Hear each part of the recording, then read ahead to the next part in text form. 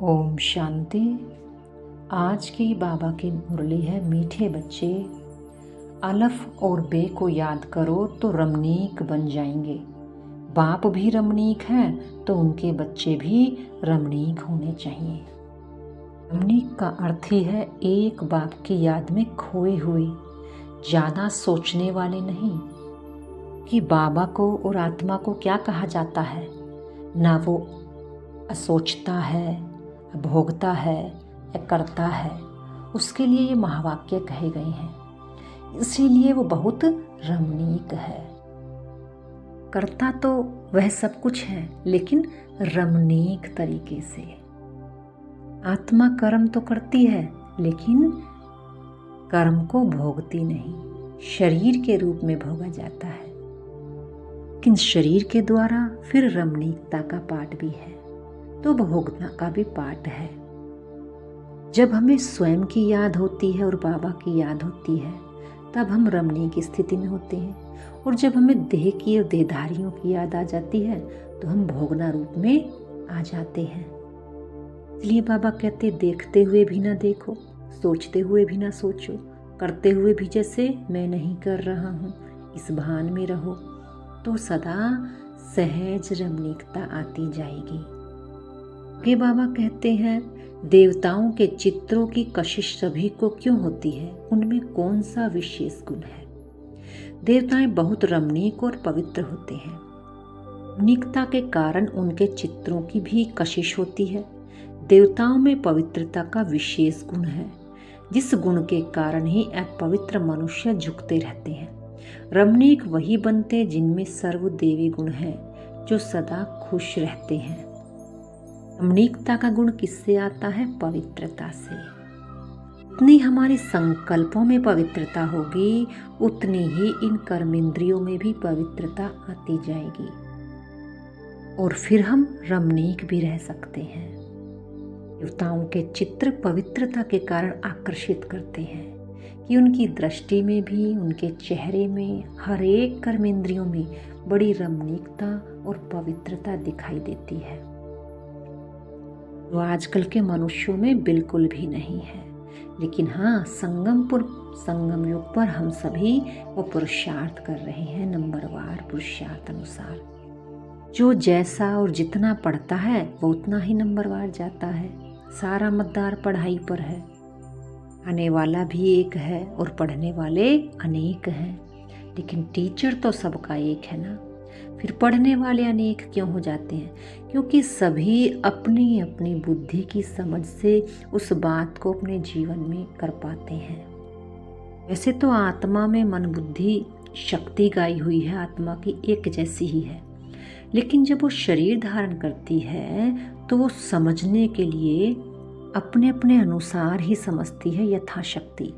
यानी जिसने बाबा को ज़्यादा याद करने का अभ्यास किया होगा वो उतना ज़्यादा रमणीकता में पाया जाएगा, और जितना बाबा को कम याद किया होगा वो उतना कम रमणीकता यानी पवित्रता में पाया जाएगा।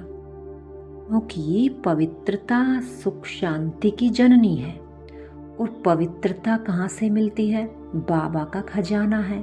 बाबा को याद करेंगे तो पवित्रता भी की शक्ति मिलेगी।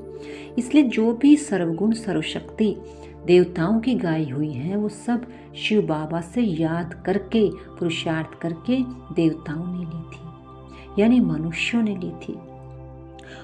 जो भी गुण शक्ति ईश्वरीय खजाने चाहिए वो सब बाबा को याद करने से मिल जाते हैं। बाबा क्या कहते हैं? बच्चे मुझे याद करो और मेरे वर्षे को याद करो। वर्षा माना ये जो गुण शक्ति हैं इनको स्वमान बना लो और इन्हें याद करते रहो। बाबा कहते हैं भले सन्यासी भी हैं, त्याग भी करते हैं, परंतु वे देवताओं के आगे जरूर झुकते हैं। भले कोई कोई बहुत घमंडी होते हैं, फिर भी देवताओं के आगे अथवा शिव के आगे जरूर झुकेंगे, कि देवताओं का पुरुषार्थ सबसे ऊंचा गाया हुआ है। सन्यासियां भी देवताओं को ऊंचा मानते हैं, क्योंकि देवता बनना कोई मौसी का घर नहीं है। अपनी सभी कर्मेंद्रियों को आत्मा के अनुसार चलाना देवता बनना है। आज बाबा कहते हैं राज ऋषि हो तुम्हें इस शरीर पर राज करना है, तब तुम विश्व में राज्य कर पाओगे। और सन्यासी तो बस पवित्र रहते हैं और राज ऋषि बन नहीं पाते हैं। लेकिन बाबा कहते हैं वो इतना पुरुषार्थ उनसे नहीं हो पाता है। हम बच्चों में भी बाबा देखते हैं, हम बच्चों से भी कोई तो अच्छा पुरुषार्थ कर रहे हैं, कोई से पुरुषार्थ नहीं हो पाता है। लेकिन जितना यथाशक्ति करेंगे उतना ही प्राप्ति होगी। बाबा कहते हैं सदैव हर्षित मुख रहो। सदैव हर्षित तब रहेंगे जब बाप अलफ की याद में रहेंगे, तब बे की भी याद रहेगी। बाबा याद होगा तो बाबा का वर्षा भी याद आएगा। यही बाबा हमें समझाते हैं, रमणीक कब रहोगे, पवित्र कब बनोगे, जब बाबा को याद करोगे, फिर बाबा से हमें वर्षा मिलेगा। बाबा कहते हैं तुम बच्चे साधारण हो, तुम्हें पढ़ाने वाला भी बिल्कुल साधारण रूप में है, तो पढ़ने वाले भी साधारण ही होने चाहिए। नहीं तो लज्जा आएगी कि हम इतने ऊंचे कपड़े पहने और मम्मा बाबा कितने साधारण पहनते हैं। यह क्यों साधारण रहते हैं? क्योंकि वनवाह में है। अभी तुमको जाना है नई दुनिया में। वनवाह का अर्थ भी एक ही है, एक बाप की याद में रहना, वन बाप की याद में रहना। और जब बाप की याद होगी तो दूसरा कोई संकल्प उठेगा ही नहीं कि कुछ पहन लूं या कुछ खा लूं या कुछ सामान आदि ले लूं, कुछ आएगा ही नहीं। इसलिए बाबा कहते हैं इतना बड़ा पुरुषार्थ करो। एक बाप की याद में रहोगे तो तुम्हें कोई भी चीज़ परेशान नहीं कर सकती। बाबा कहते हैं रमणीकता कैसे आएगी? जो बाबा ने पहले भी बताया है, hear no evil, see no evil, talk no evil, think no evil. जब ये चारों बातें हमें याद होंगी तो ऑटोमेटिक ही हमारा रमणीकता का पाठ सहज बनता जाएगा, क्योंकि ये चारों बातें ही हमें जीवन में नीचे गिरा देती हैं। जब हम किसी की सुनी हुई बातों को सोचने लगते हैं, कुछ भी उल्टा सुल्टा देखते हैं तो विचार वैसा ही चल जाता है, उल्टे ही संकल्प चल जाते हैं, तो हम रमणीक नहीं रह पाते।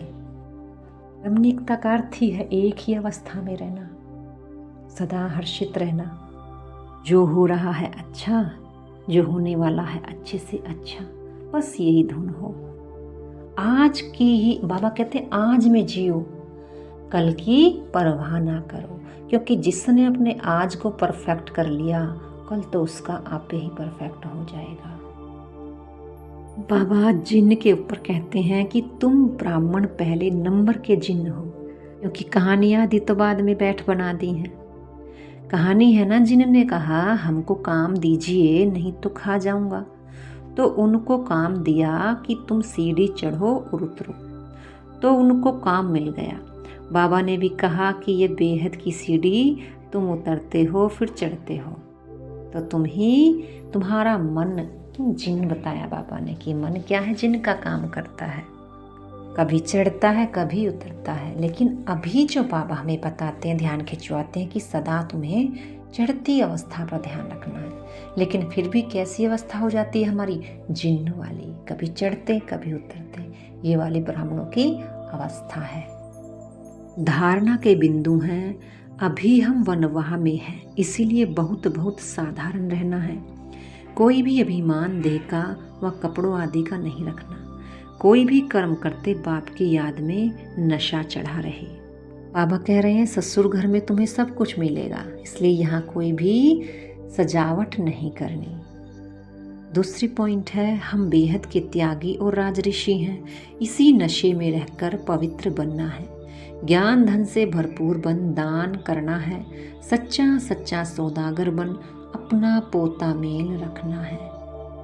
वरदान है, स्वयं को सेवाधारी समझकर झुकने और सर्व को झुकाने वाले निमित्त और नम्रचित्त भव। निमित्त उसे कहा जाता है जो अपने हर संकल्प व हर कर्म को बाप के आगे अर्पण कर देता है। निमित्त बनना अर्थात अर्पण होना, और नम्रचित्त वह है जो झुकता है।